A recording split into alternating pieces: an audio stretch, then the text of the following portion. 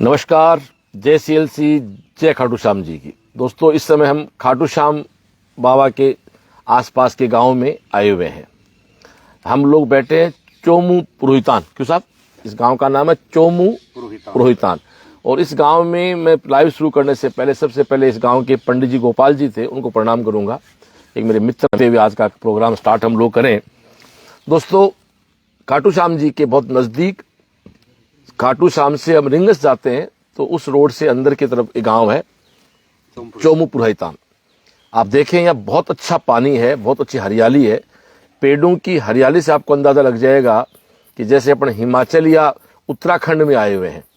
इतने गहरे हरे पेड़ वहीं होते हैं जहाँ पानी बाहुल्य में हो, जहाँ एक्सेस पानी होता है, तभी इस प्रकार के पेड़ पौधे तैयार होते हैं। और मैं इसमें बैठा हूँ एक कुमाऊत फैमिली में।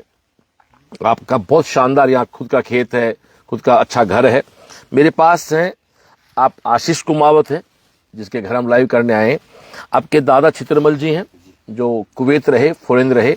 और आशीष के पिताजी मुकेश जी भी फिलहाल विदेशी हैं। तो ये पुश्तैनी परिवार विदेश से जुड़ा हुआ है।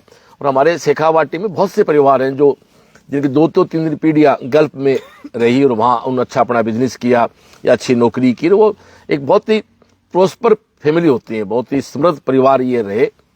और अब शिक्षा की जागृति भी आई है। तो आशीष कुमावत की पूरी कहानी बताऊं मैं। आपने 10th पास किया जया पब्लिक स्कूल खाटू श्याम जी से, आपका स्कोर था 75%। 11th-12th आपने किया सीसीए स्कूल से। सीसीए स्कूल बिल्कुल हमारे एक अच्छे छोटे भाई मित्र जैसे हैं, अजय सक्सेना जी, आपका स्कूल है। 84% आपने 12th किया। उसके बाद 2023 में आपने अपने नीट की जर्नी स्टार्ट की सीएलसी के साथ। तब आपकी रैंक आई 1,70,000। यानी सीसीए स्कूल रिंगस से 12वीं पास करके आप सीएलसी आए और आपकी नीट की जर्नी स्टार्ट हुई 1,70,000 से। आप पीजी में रहे, फिर आप 2024 में फिर आपका विश्वास बढ़ा सीएलसी पे। मतलब सबसे बड़ी खास बात है कि जो बच्चा सिस्टम के साथ जुड़ा रहता है, हाँ, सिस्टम डिस्टर्ब नहीं हो तो, सिस्टम के टीचर बदल जाए, सिस्टम का स्टाफ बदल जाए तो बच्चा जाके भी क्या करेगा बेचारा। लेकिन 23, 24, 25 में हमारा वही कांस्टेंट स्टाफ बच्चों को पढ़ा रहा है। हर साल 10-15% नए साथी जुड़ते हैं, पुराना कोई भी साथी हमारा क्यूट करके नहीं जा रहा है। तो 2023 में 1,70,000 की रैंक से आपका कारोबार स्टार्ट हुआ। 2024 में आपकी रैंक 90,000 पे आई। फिर आपका विश्वास खुद पे भी रहा और संस्था पे भी रहा। बड़ी बात है, 170 की रैंक आपके 90 में कन्वर्ट हुई। देखा जाए 90 भी दूरी होती थोड़ी सी, लेकिन ना तो आपने अपना विश्वास खोया, ना अपने सपने को आपने छोड़ा बीच में। आपका सपना था कि मुझे डॉक्टर बनना है। और 2025 में फिर आप सीएलसी के साथ जुड़े और आज आपकी रैंक 6,453 है। हम चाहेंगे पूरे परिवार जन ताली बजा के इस हमारे बच्चे का स्वागत करें। और 3 साल ये बच्चा हमारा पीजी में रहा। फिर मैंने कहा किसी बच्चे घर जाते हैं तो ऐसा कोई स्टूडेंट नहीं है जिसके पास सीएलसी के मेडल्स नहीं है। ये सीएलसी के मेडल्स के पास है। ये बोर्ड के परसेंटेज के आधार पे सीएलसी में एक सम्मान समारोह होता है। ये मेमेंटो भी सीएलसी का आपके पास है। तो ये सब चीजें सीएलसी के साथ जुड़ी रहती हैं। और 2 भाई आप हैं, छोटा भाई राहुल है जो 11th में लोकल स्कूल पढ़ रहा है कहीं। उसको पूछा कि वो क्यों नहीं आया फाउंडेशन, मन नहीं लगता मेरा घर से बाहर। तो उसको घर तो छोड़ना पड़ेगा, डॉक्टर बनेगा, सिलेक्शन बनने के बाद छोड़ना पड़ेगा, उससे दोबारा बात करना। हो सकता है मेरा आना उसके लिए लगाम की तरह बन जाए। और आप दादी जी हैं आपकी, और आप मम्मी हैं, और आप बुआ। आप क्या करते हो बेटा? मैं नीट की तैयारी कर रही हूँ, नोट सेट की। अच्छा, आप भी आप पूरा परिवार। तो आपके 2 लड़के 4 लड़कियां बताइए आपने। तो लड़के, एक तो इनके पिताजी हैं, फिर 4 बहनें बीच में, छोटा लड़का है वो आपकी फार्मेसी। तो अच्छा पढ़ा लिखा एक पूरा परिवार है। हाँ जी।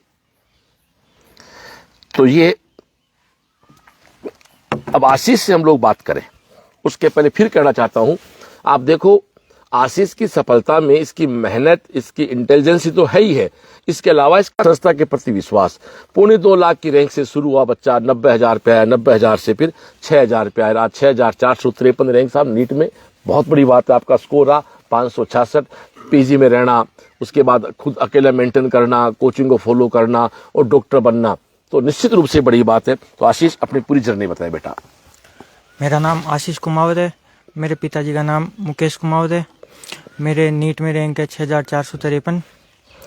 तो सबसे पहले तो मैं बॉस को धन्यवाद देना चाहूँगा और समस्त परिवार को, सीएलसी परिवार को और इसमें सबसे बड़ा योगदान रहा मेरे माता पिता का, मेरे दादाजी का, दादी जी का। उन्होंने पूरा साथ दिया। तो जो CLC की टेस्ट सीरीज है उससे काफ़ी प्रभाव पड़ा। जिस प्रकार से इस बार पेपर आया था उसी प्रकार की टेस्ट सीरीज थी फिजिक्स को बायोकेम, जिससे कि टाइम मैनेजमेंट हो गया था। और कैंप CLC की बहुत अच्छी चीज़ है जो हर बच्चे को जानी। CLC में पढ़ता है तो उसको कैंप जाना चाहिए, जिससे रेगुलर शेड्यूल रहे, रेगुलर स्टडी रहे। और बस यही कहना चाहूँगा। धन्यवाद। सुनो एक मिनट बेटा, आपकी रैंक 2.5 लाख थी, फिर 90,000 रैंक आई। तो 90,000 रैंक आई तो यूँ दिमाग डगमगाया नहीं? क्या करना चाहिए, नहीं करना चाहिए?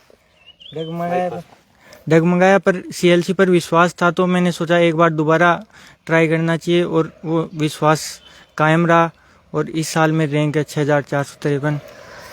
इस साल आपका कब एडमिशन हुआ था, याद है क्या? इस साल एडमिशन हुआ था मेरा 29 जून को। फिर जून से लेके 4 मई तक का शेड्यूल क्या वो बताओ इस बार का बताओ। जिस बार आप सफल हुए हो, जून यानी 1 जुलाई कह सकते हैं अपन, आज का दिन मान ले, आज 1 जुलाई है, तो लगभग लास्ट डे तो आज के 2 दिन पहले CLC में गया था, आज तो डॉक्टर बन गया। तो 1 जुलाई से लेके और 4 मई तक का पूरा शेड्यूल बताओ अपना। किसने आपको पढ़ाया, आपके बैच कौन से थे, क्या बैच चेंज हुए, टीचर कौन कौन, पूरी बात बताओ बेटा। मेरा फेज था 5th। मुझे सुखदेव सर ने, सर्वेश सर बोटनी पढ़ाते थे, और अनिल गोदारा सर जूलॉजी, और सुखदेव सर फिजिक्स। हाँ, सुखदेव सर फिजिक्स। केमिस्ट्री पढ़ाई थी उन्होंने, मिश्रा सर ने ऑर्गेनिक पढ़ाई थी, और डूडी सर ने इनऑर्गेनिक, और सचिन मिश्रा सर ने पढ़ाई थी फिजिकल। और माइनर लगते थे 21 दिन से, जो रेगुलर लगते थे। उसके अलावा रिव्यू जो टेस्ट था उससे रिवीजन रेगुलर होता रहता था। फिर जो लास्ट में जो फिजिक्स को बायोकेम है उससे काफ़ी फर्क पड़ा, और रेगुलर टेस्ट सीरीज के कारण रेगुलरिटी छूटती नहीं थी और पढ़ाई रेगुलरली चलती थी। क्या आप कैंप आते थे? हाँ। कैंप के बारे में बताएं, कैंप को लेके बड़े उत्साह लोगों के। कैंप क्या होता है CLC का? कैंप में ऐसे है कि जो असेंबली थी हनुमान चालीसा करके डायरेक्ट कैंप में बैठना, तो उससे एक अलग ही पॉजिटिव एनर्जी रहती थी। और जो कैंप में सभी बच्चे एक साथ बैठते थे तो उससे पढ़ाई का मन भी करता था। सभी बच्चों को देखकर एक अपने अंदर भी जुनून जागता कि अपने को भी कुछ करना है, तो कैंप का अलग ही माहौल रहता था। एक बात आशीष, तेरी 2.5 लाख रैंक थी, तो आज भी कोई लड़का तो खड़ा है, कोई तो खड़ा है 2.5 लाख पे, क्या कहना चाहोगे उनको? मैं तो यही कहना चाहूँगा, CLC पर विश्वास करो और एक बार जरूर कोशिश करो, आप बहुत कायम जरूर होगे। और क्या विशेष कहना चाहोगे आप, जो बच्चे तैयारी कर रहे हैं? आपके हिसाब से तैयारी स्टार्ट कब करनी चाहिए? 12वीं के बाद करनी चाहिए, 11वीं से स्टार्ट करनी चाहिए आदमी को? मेरे हिसाब से 8 से प्री फाउंडेशन कर लेनी चाहिए, जिससे कि जो लोड है वो कम रह जाएगा और तैयारी अच्छे से हो पाएगी। सही बात है। 8वीं क्लास में जो 6वीं में आ जाए तो और अच्छी बात है, 8 से बच्चा आ ही जाए, ताकि फिर 8, 9, 10, 11, 12, 5 साल में उसका लोड कम होता है। 12वीं के साथ साथ बच्चे से भी लक्ष्य दुराने घर गए थे हम लोग, वो बच्चा 9th से पढ़ रहा CLC में, तो 9, 10, 11, 12 रहा 4 साल, तो 12वीं के साथ उसका एक अच्छी रैंक के सिलेक्शन हो गया। तो मैं आपके दादाजी से बात, चित्रमल जी, कैसा आपका पोता डॉक्टर बन रहा, कैसा लग रहा है? बहुत अच्छा, बहुत खुशी हो रही है।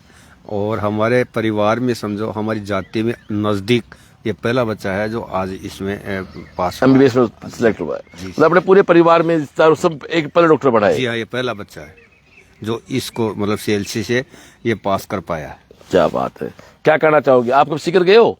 जी हाँ, CLC गए? जी गया हूँ। CLC कैसा लगा ये आपको? बहुत अच्छा लगा, मैं गया हूँ। इनसे एडमिशन के टाइम में गया था, फीस जमा कराने के लिए गया था, मैं गया था CLC में और देखा भी है सब कुछ, इसलिए तो मैं आपको आते ही पहचान गया। बिल्कुल बिल्कुल। जी, थैंक यू सर। आप बुआ जी, आपके आप खुद हाईली क्वालिफाइड है, अपना परिचय दो पहले, बताओ आपको कैसा लग रहा है, आपका भतीजा डॉक्टर बन रहा है? मैं अपना नाम से बताओ आप। पिंकी कुमावत हूँ, इसकी सिस्टर कह लो चाहे बुआजी कह लो, एक ही बात है। एक ही बात है। मेरी जर्नी भी जैसे नीट से ही शुरू हुई थी। मैंने भी 12th के बाद में 2 साल नीट की तैयारी की थी, फिर मेरा सिलेक्शन नहीं हुआ तो मैंने छोड़ दिया। छोड़ने के बाद में मैंने कॉलेज ही ज्वाइन किया था, पर फिर बाद में पता नहीं था नर्सिंग फील्ड के लिए, तो JNM ज्वाइन कर लिया था मैंने भी। JNM मैंने जवाहरलाल नेहरू अजमेर से की है। वहाँ करने के बाद में मैंने अभी पोस्ट BSc नर्सिंग कर रही हूँ मैं भी, और नोट सेट की तैयारी कर रही हूँ।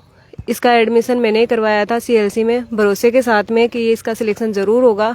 3 साल इसने कंटिन्यू सीएलसी से रखा, वो मेरे कहने पे रखा है। और इसका खुद का भी भरोसा था कि सीएलसी से ही होगा। मैंने यही कहा था कि टीचर मत बदलो, जगह मत बदलो, बस अपना कॉन्फिडेंस और रिवीजन रखो, अच्छे से सिलेक्शन हो जाएगा, कोई दिक्कत नहीं है।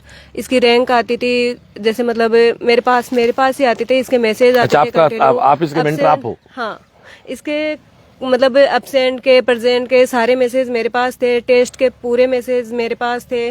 तो टाइम टू टाइम ऐसे मतलब बताती रहती थी बीच बीच में भी कि ठीक है, ये रैंक अच्छी है, अभी रैंक कम है, अभी ज्यादा है, कम क्यों है, कैसे है। बीच में बीमार भी हुआ बच्चा, तो फिर भी इसने मतलब ये नहीं कहा बीमार हूँ तो मैं घर पे आ रहा हूँ, नहीं जाऊंगा, ऐसा नहीं है। अच्छे से तैयारी की और बढ़िया पढ़ाई भी की और आज अच्छे से सिलेक्शन भी लिया है।